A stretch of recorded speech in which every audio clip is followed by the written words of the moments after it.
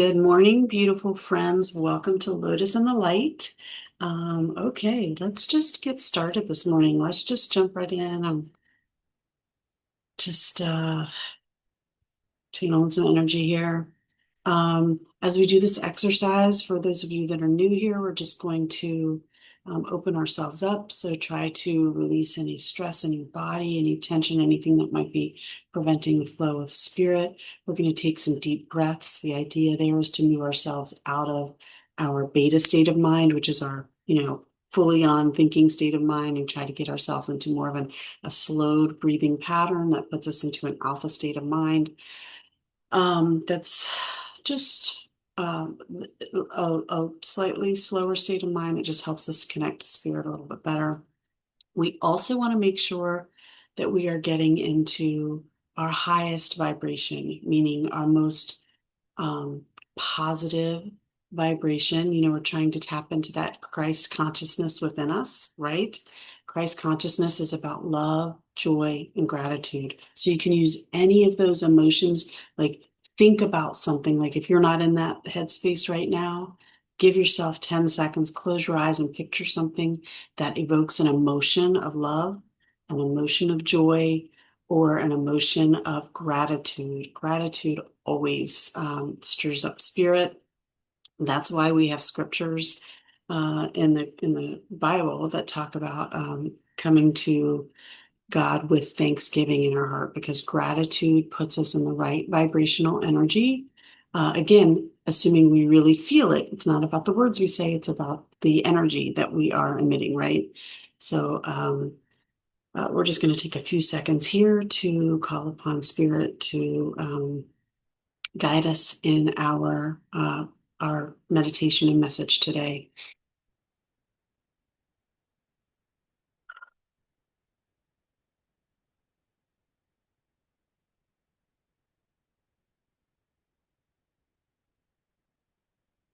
Thank you, Spirit, for your divine love and light, for your protection. We welcome you into the space. We invite you here to be among us, to share with us your message, your divine message. We are open. We're an open channel for you this morning. We give gratitude, we give love, and we are so joyful always. Okay. I kind of already knew what I wanted to talk about coming into this message today, because I felt called to it last night. And it was really just about some experiences that I had yesterday. So, since I've started this channel, I'm just a couple of videos in, and already I've had some experiences of some emotions that are um, driven by beliefs that I have been working through, and I would say I've let go of. But it's funny how even once you have moved through some limiting beliefs in your life, they still, there's neural pathways in there created for those, right? So they still want to come up. But the difference is now I have the tools within me to say, oh, I recognize that. I recognize that behavior. I don't believe that anymore, and let that go. And sometimes it takes us like immediately, like I'll feel something like, no, no. Like we know better than that. We believe different than that now, right? And then sometimes it takes a few minutes or a few hours or whatever. So it's a journey. We're learning, we're growing. So I just thought that it would be great to kind of talk you through my process of how I listened to spirit in that moment. And then I have another example of how I didn't, but that's probably going to be for another video. Um, so yesterday, I was the 24 hours prior to that, I would say I was like really working through some stuff of like old belief systems and old patterns of behaviors. And I let myself feel it, right? Let yourself feel it. I worked through it. But it was quicker than in years past where I might dwell on something for days or weeks or, who knows, because I'm all up in here thinking about how I'm not worthy, I'm not doing good enough. So I'm struggling with a little bit of that about these videos, am I clearly channeling um, the spirit of God? Am I articulating the messages in the best way that I can? Those kind of like um, they're just limiting beliefs. They're beliefs that somehow I'm not good enough, and somehow the old Christian adage is that God doesn't call the equipped, he equips the called, right? So that kind of belief system, we're like, am I equipped for this? So anyway, but again, just through my practices of meditation, mantras, um, doing the deep emotional work of digging through, like, why do I believe those things about myself? I've worked through that. So when they emerged over those last 24 hours, I was able to pretty quickly work through that. It wasn't lingering stuff, but it gets you for a few minutes, it gets you for a few, maybe even a few hours in some cases. So I had worked through that really well the prior 24 hours. And yesterday, something happened with my work computer. And so I said, oh, okay, this is spirit opening up an opportunity for me to do a video. But I was still kind of at the tail end. I had worked through, I was, I'll say I was still at the tail end. I had um, still had some like lingeringness of the negative emotions, but it was mostly worked through. So I did a cleanse. I did an energy cleanse, which we can talk about later for those of you that don't know what that is, or you can Google it. Um, to kind of rid myself of energy that was no longer useful for me, right? So thank you for your service. You provided a service. You helped me look and see what was going on in myself. I was able to use that to help and benefit myself, right? And now I need that energy to leave. So I did the energy cleanse and then I felt great. I was like, oh, okay, now I feel back into my normal state of calm, peace, joy, no tension in the gut. That's what I had been feeling, like some tension in the gut. I felt like I was in the right space now. Now I can do a video. So I sat down to do a video, but I was like, should I do a video? And I had about 30 minutes left before I had to leave for my craniosacral therapy appointment. So I decided to do a little meditation to just ask spirit, should I do a video? And, I was in my meditative state. I wasn't really getting a clear answer. So I decided to do a video. I start the app and it doesn't work. Now, the old Jenny would say, everything is about productivity. My value, my self-worth is about how productive I can be in this life. How good of a job I'm doing at work, how tight my family is and how, good everybody's doing in my family that's a reflection of me, or how much effort I'm putting into my family life, how much effort I'm putting into my spiritual life, how much effort I'm putting into my work life. All of those things, it was all about productivity, right? We all get caught in that cycle. If you grew up in America in that fishbowl, there's no way that is not deeply ingrained in you. Um, and it was, but that's one of those things that I thought I had moved beyond. But there again, there's um, that neural pathway that says, oh, you have 30 minutes of time. Why would you not use it to make a video, right? So I go to make this video. The app to record will not work for no apparent reason. And again, my past Jenny would say, "Oh, we'll keep doing. We'll reboot. We'll do this. We'll do this. We'll do this." But instead, I heard the still small voice. It was God's gentle redirection. So when God presents you with a failed opportunity, it's not a failure. It's not a failed opportunity. It's God saying, mm-mm, there's something better. And I immediately paused and I immediately heard in my mind, um, just because you can doesn't mean you should. And I immediately recognized that I needed to just use the time to rest and recover. I had 24 hours of like a lot of emotional stuff going on. And yeah, you've worked through it now, but take a minute to recharge. So that was the message I got. But I would not have heard that message if I would have said, oh, Zoom's not working. Let me reboot my computer. And I all up here in my monkey mind going 100 miles an hour, right? So I'm so thankful that I have learned the lessons, and most of those lessons came through a consistent pattern of meditation. Every day. It doesn't even matter how long. It could be 2 minutes. It could be 5 minutes. It could be 30 minutes. It doesn't. It's about the consistency of learning how to quiet the mind.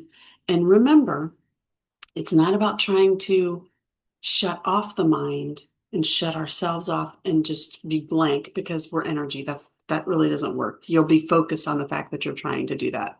It's about moving your attention out of your mind to other things. How does my body feel? How does my heart feel? What am I hearing? Especially if you're out in nature, that's a great one. Just listen. Listen to nature. Anyway, so getting back to it, that was a wonderful experience and a wonderful reminder. And then I got to my craniosacral therapy session. If you don't know about that, I'll let you Google that on your own. It's wonderful. I highly recommend it. Every session is different. Some sessions, there's a real purging of energy, and other sessions are, more settled, more healing, whatever. So we finished this session, and my therapist says to me, there wasn't a lot of purging today. Your flow was open and, you were really flowing pretty well. She said, but it definitely felt like a session of rest and recovery. There was just a lot of rebalancing of the energy in your body. Um, so she called it rebalancing, rest, and recovery. So even my therapist could sense the energy in my body was in a recovery state. Could I have made a video in that state? Sure. But would I have been at my peak connection with spirit? No, because we need to live balanced lives. There needs to be a balance of action and inaction, rest and work, right? There's that seventh day we talk about in the Christian faith. There needs to be a balance. What that really is a balance of feminine and masculine energy. We think of feminine and masculine in terms of gender in our human state, but the truth is, all spirit has elements of femininity and masculinity, and the ideal is that we have a balance of it. Okay. And it just takes the form in the human form. It takes a physical form in the form of gender expression. But in the spiritual form, we are all both masculine and feminine. We need to appreciate both. We need to incorporate both back in our lives and stop putting the stigma around femininity as something negative. So our masculinity is action, our femininity is rest, receiving. It's give and receive, right? And you can even think about that in terms of like our sex organs, right? One gives, one receives, okay? And so that's how you can remember the difference. There are times when we need to receive. We need to receive love. We need to refuel and receive energy. We need to receive protection. We need to receive remembrance. We need to receive messages. Give yourself the space to do that. That's what I did yesterday. And I'm going to trust and believe that because I did that yesterday, that the message today is even more on point than it would have been if I tried to record it at that time. I'm going to leave it right there. I have no idea how much time it's been. Let's close with the card, and I'm really going to try to tune in here and see if we're still leaning into Spirit Animal Oracle or not.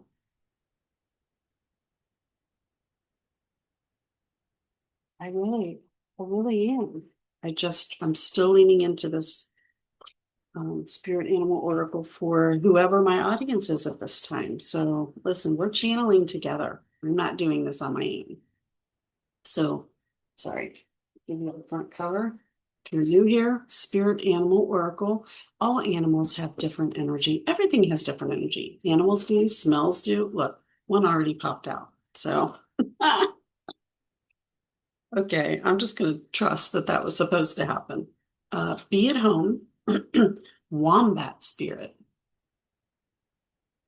All animals have different energy, and some of them are obvious. Like you think of the difference between a cat and a dog, and the dog and like that loyalty, That's the spirit of the dog, right? Loyalty, friendship, companionship versus the energy of the cat that's more of like the loner and the, quirky and that kind of thing. What's the spirit of the wombat? I don't know much. I don't know anything about wombats if I'm being honest. Um, but this breaks down to a five again. So I don't know if this is the same audience that watched the last video that I just did that had a five that broke down to a five, but the number five is about transformation. So where we are when we get fives, it's saying that where we are in our life at that moment, so that day, that week, that whatever, where we are in our journey is we might be experiencing some conflict. Okay. Fives are about conflict because you're transforming, because you're starting to have some experiences that are helping you to shed some beliefs that it's time to get rid of. It's helping you to like reevaluate, right? And you're having to make some choices then about like, okay, this is disrupting my life. I don't like it. Do I want to keep going this way or do I want to go this way? You know what I mean? So it's just a transformative time. You're being given experiences, which I can attest to because I was given an experience last night. I will put in a separate video that was exactly that. So I know this message is for me. I've never seen this card before, but there's a crown on the wombat that's all up in the heart space. And that's really drawing my attention. I say all up in the heart space. I apologize. It's green, which is all up in the heart space. So green is your heart chakra. So I am noticing that as well. So the message here on it is be at home. I'm going to take a second. And I think the message that I'm getting from this is a message of home is in a state of Christ consciousness. Okay, that's home. This is all temporary. So, how can we bring ourselves? We're fully human and we want to live and experience this human experience. We don't want to rush anything and try to, get back to that. We're here for a reason. Let's embrace it, right? But while we're here in this temporary kind of foreign place, how do we bring some home into it, right? How do we tap into home? And it's through calming this, listening to the still small voice, tapping into that Christ consciousness.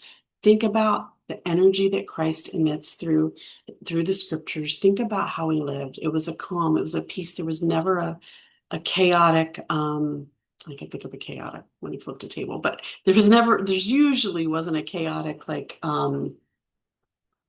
oh no, there's a storm. Oh no, how are we going to feed all these people? Oh no, no. There was never that. There was always just a trust and a knowing. So how do we, that's how we, that's tapping back into home. That's who we really are. How do we tap back into that? Okay, so let me find the book, number 68. So I think there's like 70, or it might actually be 68 with the box.